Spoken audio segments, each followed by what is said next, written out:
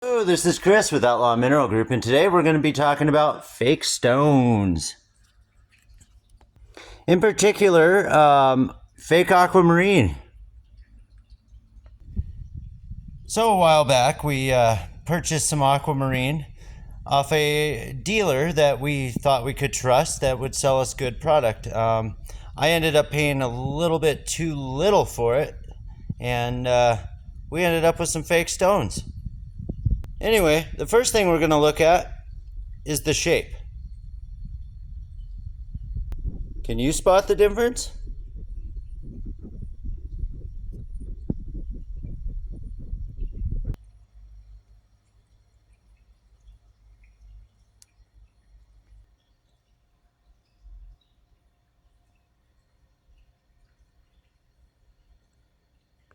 First of all, beryllium oxide crystals or aquamarines should have 6 sides.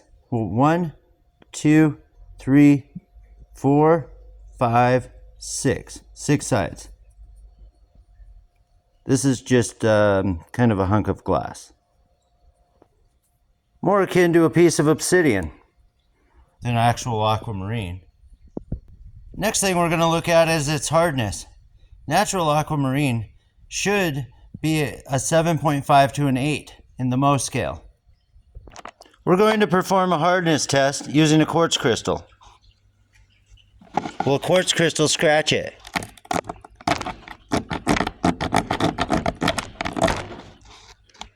Easily. Scratches very easily. The quartz crystal is relatively undamaged, so it's definitely soft. This stuff is junk.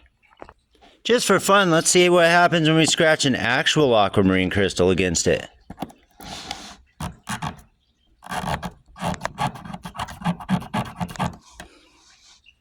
See that?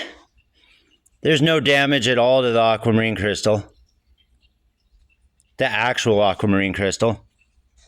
The next and very obvious way to check for aquamarine is cost. I paid a trusted dealer $120 a pound for this, and it's absolute junk.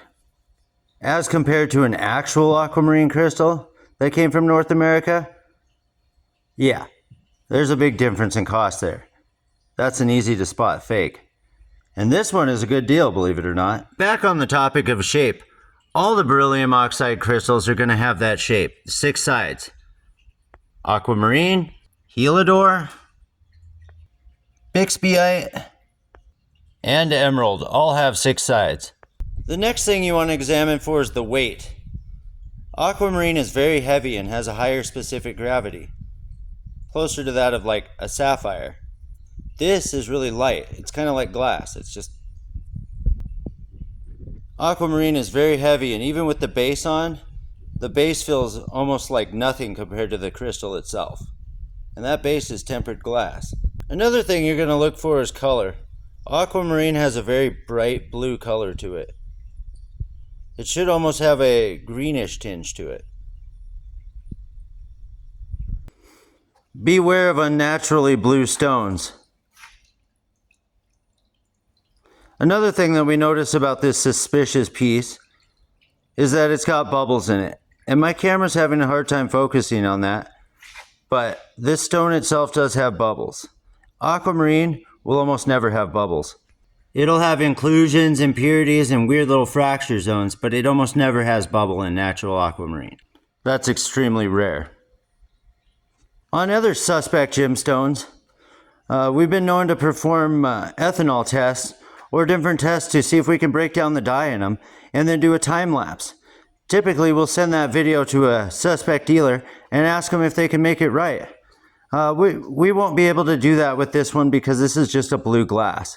But we do have lists of dealers that have sold us fake stones in the past in order to warn our customers and other people not to do business with them. We haven't published this particular dealer yet, but we will probably publish it in the future of who it is. And if you're watching, you know who you are who sold us this crystal.